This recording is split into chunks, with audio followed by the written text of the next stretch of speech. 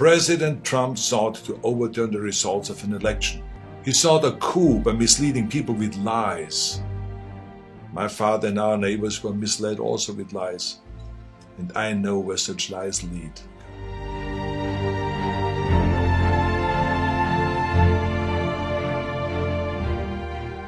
As an immigrant to this country, I would like to say a few words to my fellow Americans and to our friends around the world about the events of recent days.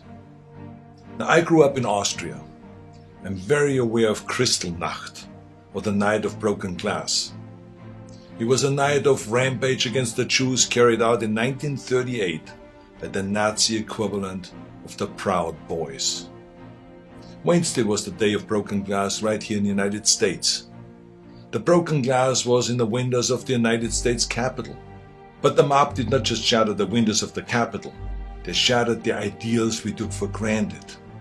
They did not just break down the doors of the building that housed American democracy, they trampled the very principles on which our country was founded.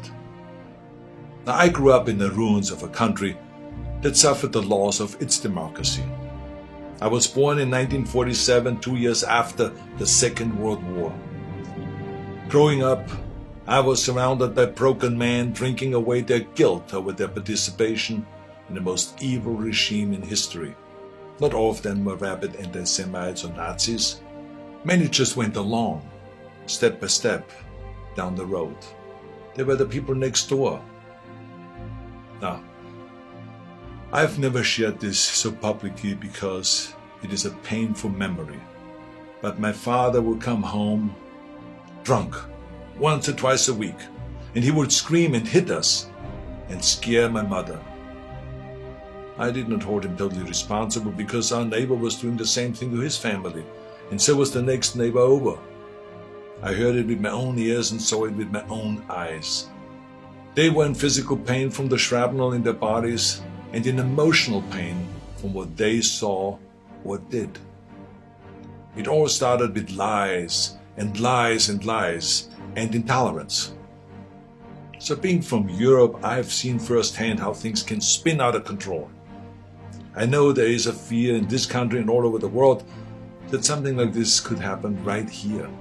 Now, I do not believe it is, but I do believe that we must be aware of the dire consequences of selfishness and cynicism. President Trump sought to overturn the results of an election, and of a fair election. He sought a coup by misleading people with lies. My father and our neighbors were misled also with lies, and I know where such lies lead. President Trump is a failed leader.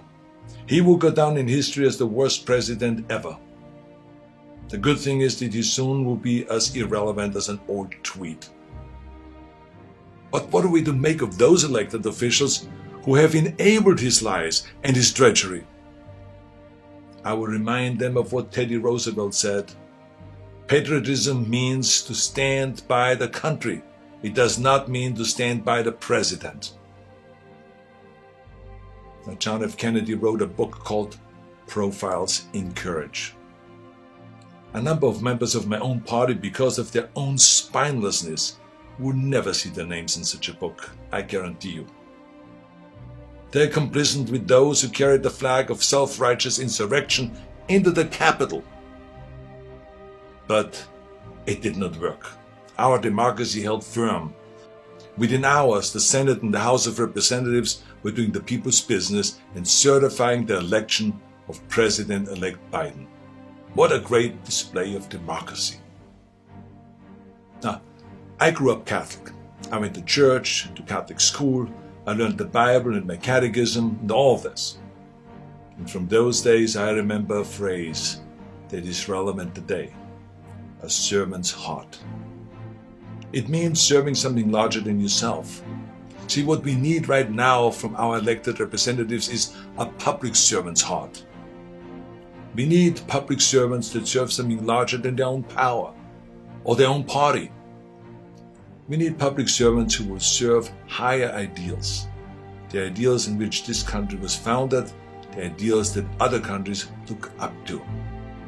Now, over the past few days, friends from all over the world have been calling me. calling me distraught and worried about us as a nation. One woman was in tears about America, wonderful tears of idealism about what America should be. Those tears should remind us of what America means to the world. Now, I've told everyone who has called that as heartbreaking as all of this is, America will come back from these dark days and shine our lights once again. Now you see this sword? This is the Conan sword. Now here's the thing about swords. The more you temper a sword, the stronger it becomes. The more you pound it with a hammer and then heat it in the fire and then thrust it into the cold water and then pound it again and plunge it into the fire and into the water, the more often you do that, the stronger it becomes. I'm not telling you all this because I wanted to become an expert sword maker, but our democracy is like the steel of this sword. The more it is tempered, the stronger it becomes. Our democracy has been tempered by wars, injustices, and insurrections. I believe, as shaken as we are by the events of recent days, we will come out stronger because we now understand what can be lost. We need reforms, of course, so that this never ever happens again. We need to hold accountable the people that brought us to this unforgivable point. And we need to look past ourselves, our parties and disagreements, and put our democracy first. And we need to heal together from the drama of what has just happened. We need to heal not as Republicans or as Democrats, but as Americans. Now, to begin this process, no matter what your political affiliation is, I ask you to join me in saying to President-elect Biden, President-elect Biden, we wish you great success as our president. If you succeed, our nation succeeds. We support you with all our hearts as you seek to bring us together. And to those who think they can overturn the United States Constitution, know this: you will never win. President-elect Biden, we stand with you today, tomorrow, and forever in defense of our democracy from those who would threaten it.